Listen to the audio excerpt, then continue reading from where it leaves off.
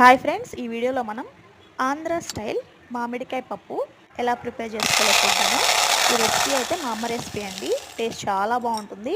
అయినా ఈ సమ్మర్లో మనం మామిడికాయ పప్పు చేసుకోకుండా ఎలా ఉంటాం చెప్పండి. మీరు ఒకసారి ట్రై చేసి ఎలా ఉందో నాకు కామెంట్ చేయండి. సో ఫస్ట్ అయితే కందిపప్పుని ఒక 1 అవర్ ముందే నానబెట్టేసుకోవాలి. మనం కందిపప్పుని ముందే నానబెట్టుకోవడం వల్ల టేస్ట్ అనేది చాలా బాగుంటుంది. అలానే పప్పు త్వరగా కుక్ అవుతుంది. తర్వాత కుక్కర్ తీసుకొని కుక్కర్లో మనం నానబెట్టుకున్న కందిపప్పు, మామిడికాయ ముక్కలు, టొమాటో ముక్కలు, ఉల్లిపాయ ముక్కలు, పచ్చిమిర్చి ముక్కలు, అలానే పసుపు, కారం యాడ్ చేసుకోవాలి. ఇక్కడ నేను 1 గ్లాస్ కందిపప్పు తీసుకున్నానండి. దానికి 2 గ్లాసుల వాటర్ యాడ్ చేసుకుంటున్నాను. మనం వాటర్ అనేది 1:2 రేషియోలో యాడ్ చేసుకోవడం వల్ల కన్సిస్టెన్సీ అనేది చాలా పర్ఫెక్ట్గా వస్తుంది. సో చూసారా, 5 విజిల్స్ వచ్చిన తర్వాత కుక్కర్ తీసేసుకొని దాన్ని స్మూత్గా మ్యాష్ చేసేసుకోవాలి. సో కరెక్ట్గా 5 విజిల్స్ అండి. మరీ ఎక్కువ విజిల్స్ వేస్తే ఏంటంటే మరీ మెత్తగా అయిపోద్ది.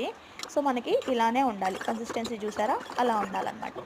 సో ఇప్పుడు దీనికి తాలింపు పెట్టేసుకోవడమే. ప్యాన్ పెట్టుకొని అందులో ఆయిల్ వేసుకొని ఆయిల్ బాగా హీట్ అయిన తర్వాత తాలింపు గింజలు, ఎండుమిర్చి, అలానే ఉల్లిపాయ ముక్కలు, అలానే వెల్లుల్లి రెబ్బలు వేసుకొని బాగా ఫ్రై అయిపోయిన తర్వాత ఫైనల్గా మన సీక్రెట్ ఇంగ్రీడియంట్ వెల్లుల్లి కారం కూడా యాడ్ చేసుకోవాలండి.